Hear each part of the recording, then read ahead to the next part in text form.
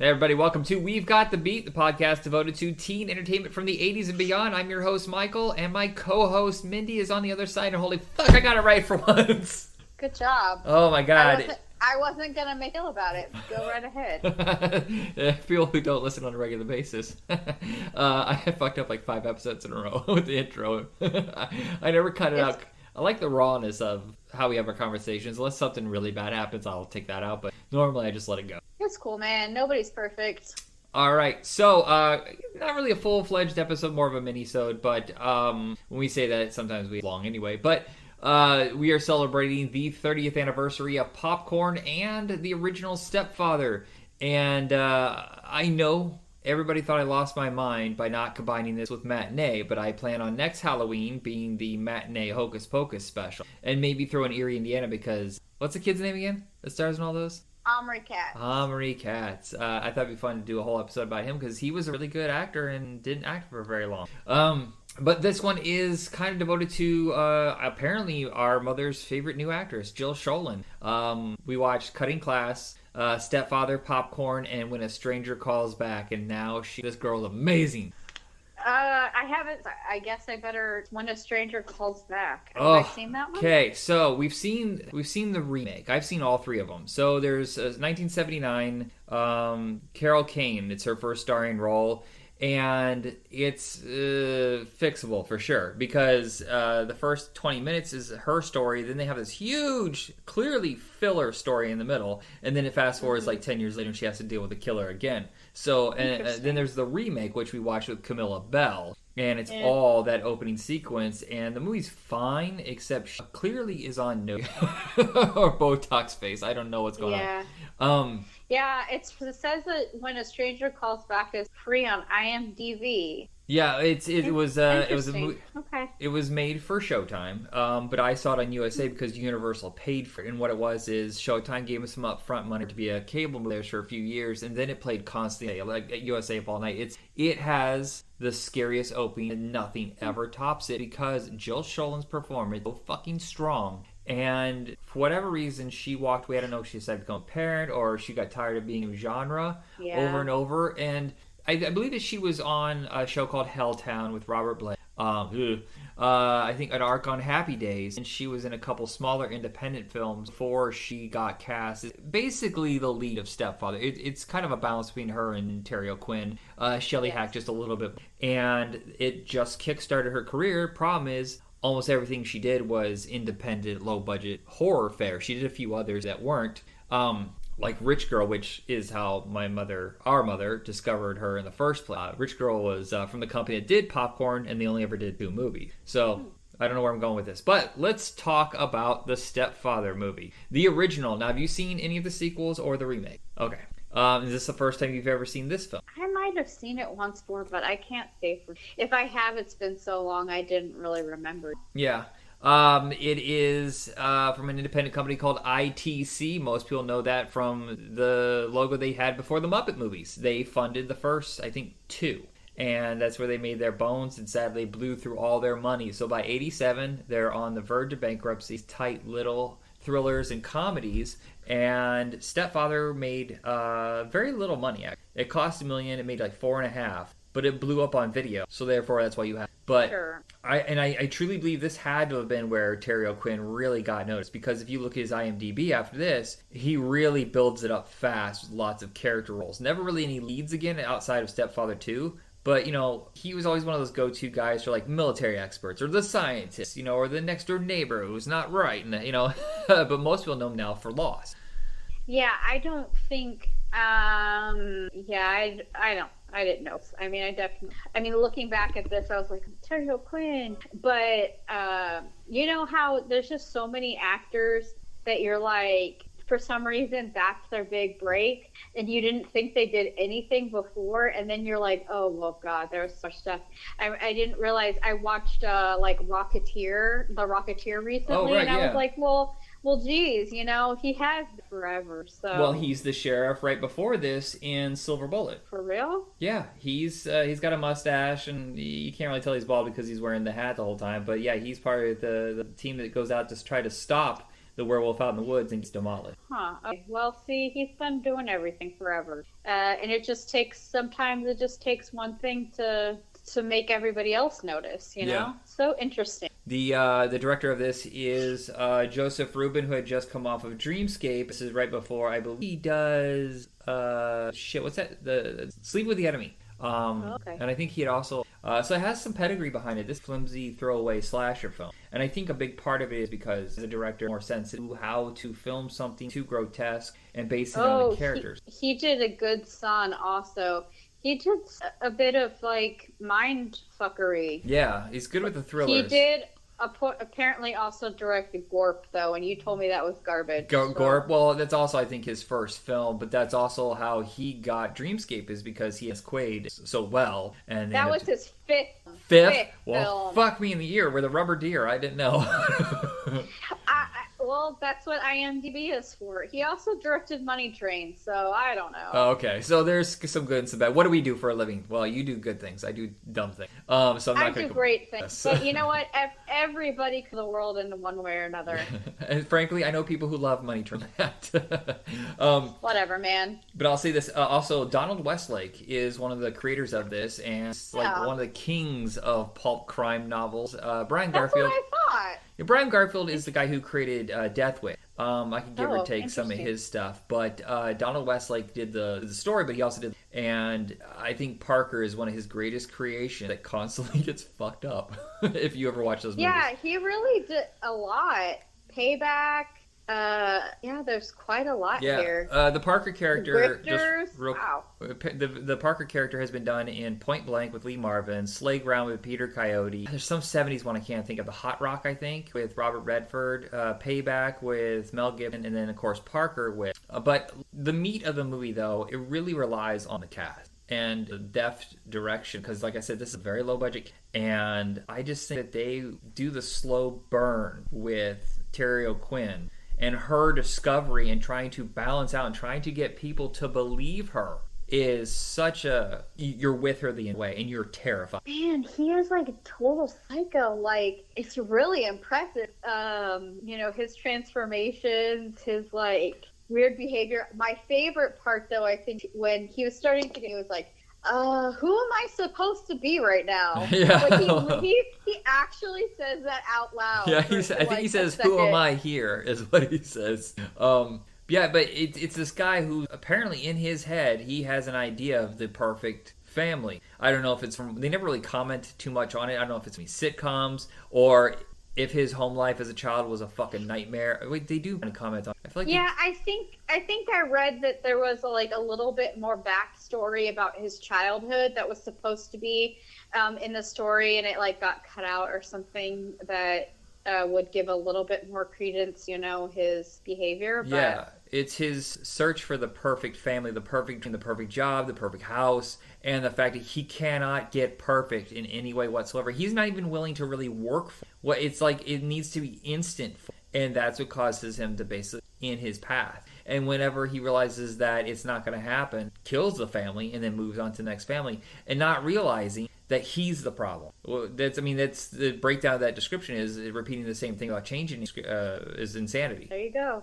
But I don't know. I think with a different actor, yes, because there is a balance here where he could have gone. He's big, but he doesn't go too big, and that he's just this normal everyday. We're in an age right now, or we're in an age when it was filmed, and is all the big monsters, Freddy, Jason, Michael, huge special effects, and a lot of them were either wisecracking, guys like Chucky and Freddy, or they were dead silent. And so this is wildly. But I think that this, in a lot of ways, is more effective and much more, to me, much scarier, because this is real. Like, this could totally happen. Well, and it does. Yeah, I was going to say, wasn't this based somewhat on something that really happened? It says, loosely based on the story of John List, New Jersey man who killed his family in 1971, was on the run until 1989. Who was profiled on America's Most Wanted. Oh my God! So he was probably watching the Stepfather going, "This seems oddly. I gotta go."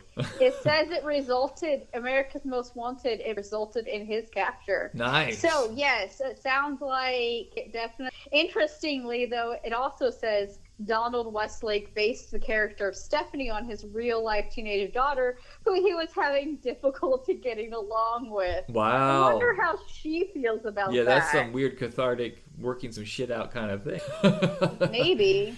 And I think all of us have that thing. I mean, we haven't experienced it ourselves, but we've had enough friends whose parents have gotten divorced and gotten married, or just started dating somebody else whose behavior is severely questioned, and not really being able to do anything about it. I mean, it doesn't even have to be that. It can just be a friend who has a girlfriend or boyfriend, and you see the stuff, but they don't see the stuff, and you try to convince them of it, and like, you're just trying to break us up or whatever, and that you're the problem, and now you're cut off.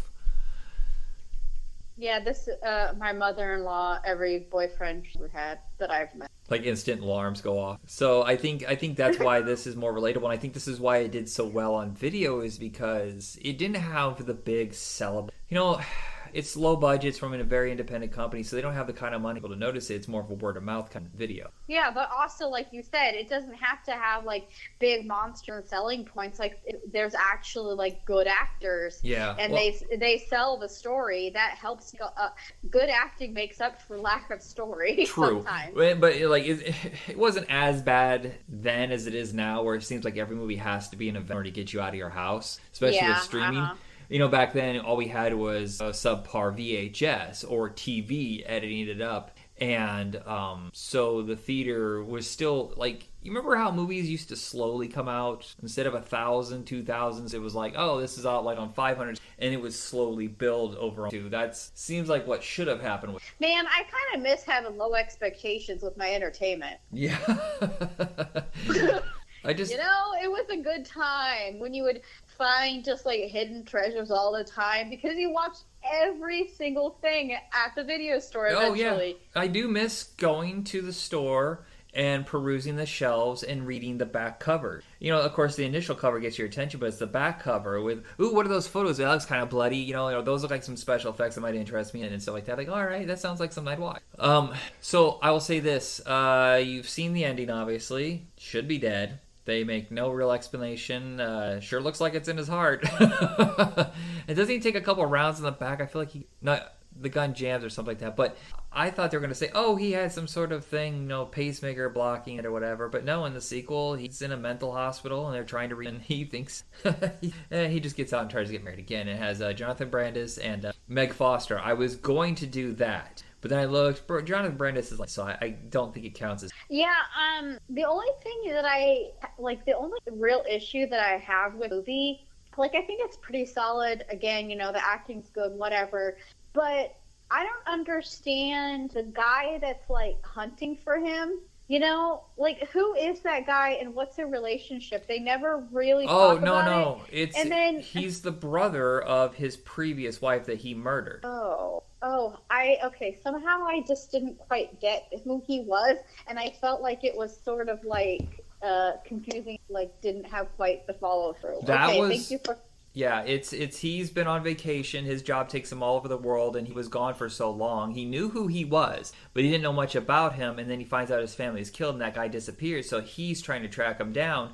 And then you think that there's going to be this big showdown. You really do. They keep, oh, he gets a gun like that, and before he can even get the gun out, he freezes, and he just gets gutted, and it's just like done over. That's such a. Yeah, it seems a little bit like a weird decision there, but okay.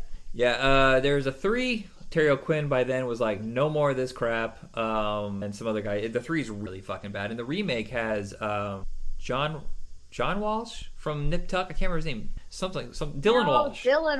Dylan Walsh. And that guy's on You. Yeah, I think he was on Gossip. I can't remember. Yeah, his name is Penn Badgley. It's Penn Badgley. And the only movie I like him in is the one with the Scarlet Letter one. Scarlet Letter. Easy A. Easy A. Yeah. I actually quite enjoyed Stepfather. I was surprised they changed the dynamic in that one, where it's more about alpha dogs. So you watched the remake? Yeah, I watched it, and that's what led me to go back to the original. And what I like about it is it's about a man. Penn Badgley's almost a man. He's like 18 or whatever, and he's kind of been gearing the family, and Dylan Walsh is the new dad, and it's more of a dynamic of who's the alpha dog, and constantly like pissing on each other. And I kind of like that. Whereas Jill Schoelen's character is more of a victim, very sad and very lost, and that's a totally different feel. But I think Dylan Walsh sucks as a stepfather.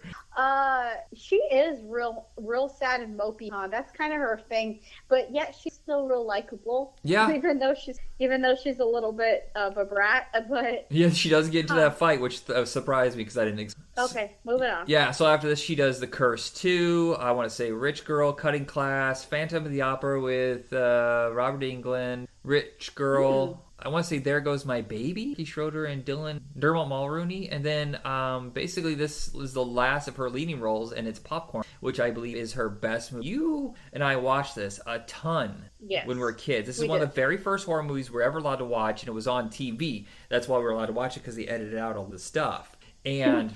of course, both of us went a very long. I remember, and then when Synapse put it out on Blu-ray recently, I picked it up. I fell in love with it all over again. You didn't have. Well, I thought that it was highly influenced by the very, very, very poor quality version I watched on YouTube. Yeah, I'm sorry, but I'm telling you right now, the Blu-ray is exquisite. And there's tons and tons of special features and document how they made it and how it fell apart temporarily.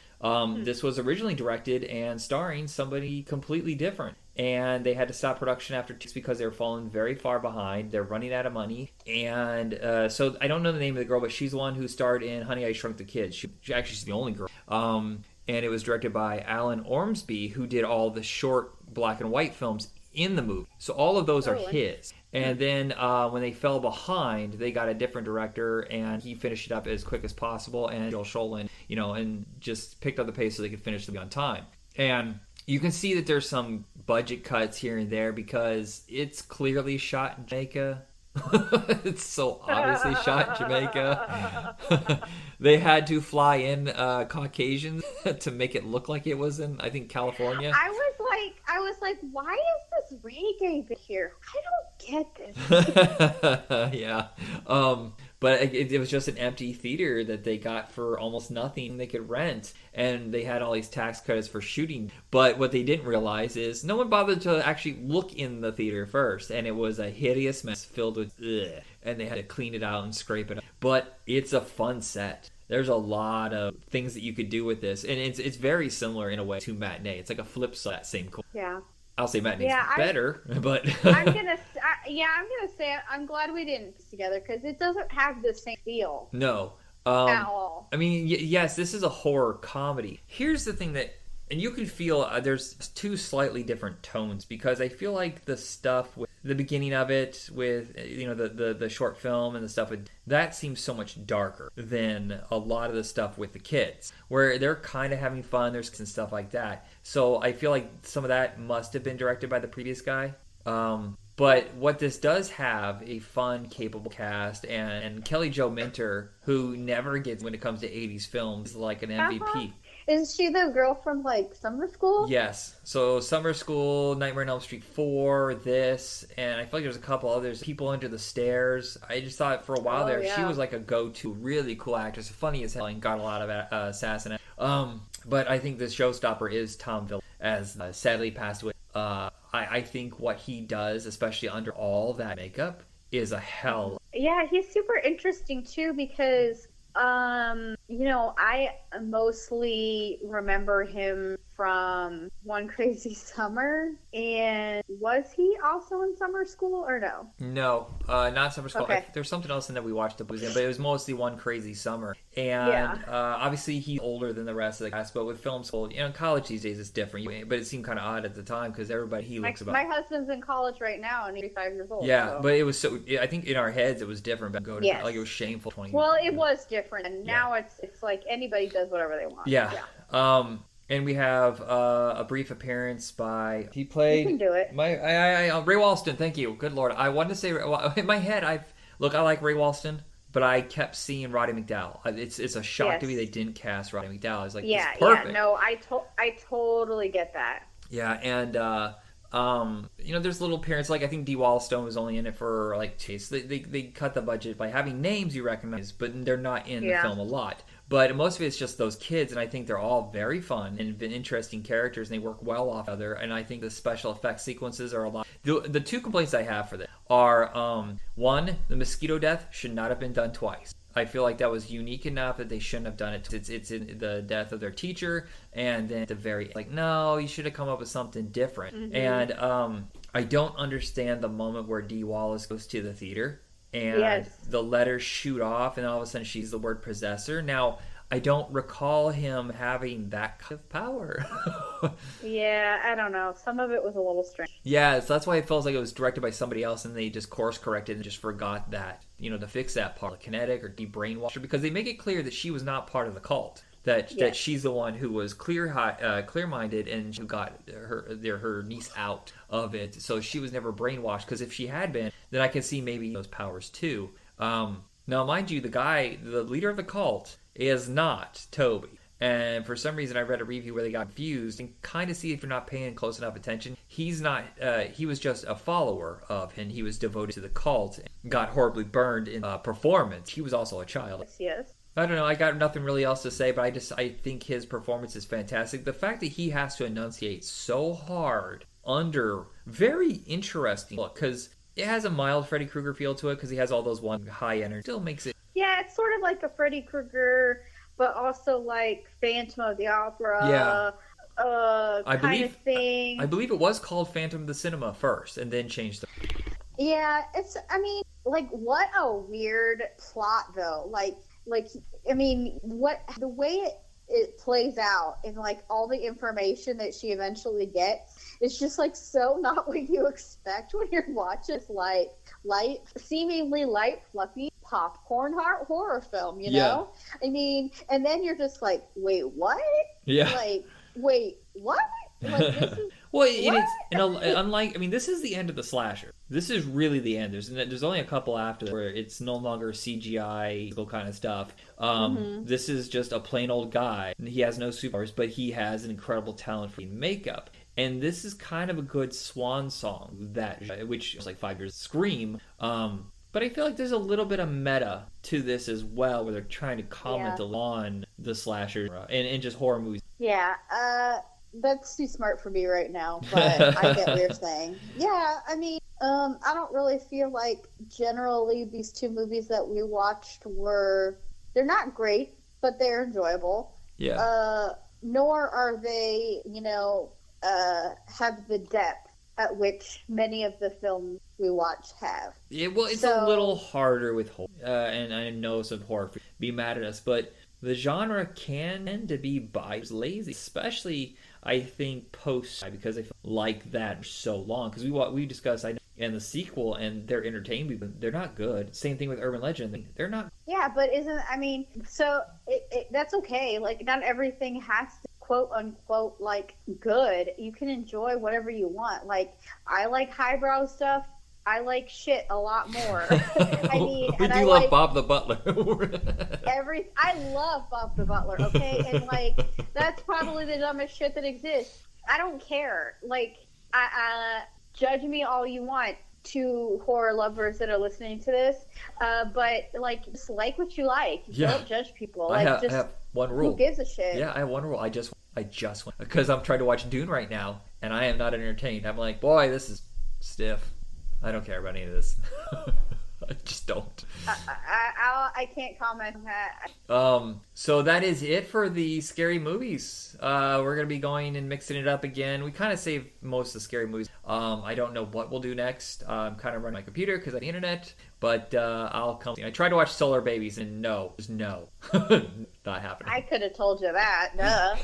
By the way, the whole time I'm watching it, because it's produced by Mel Brooks, and I just imagine him playing one of his characters, trying to tell the executives at MGM what he was making. They're babies, but they're soda. They're soda babies. Oh my god. I don't know. Wow. Why. I fucking just couldn't stop saying it, cracking up. I'm going to shut up now.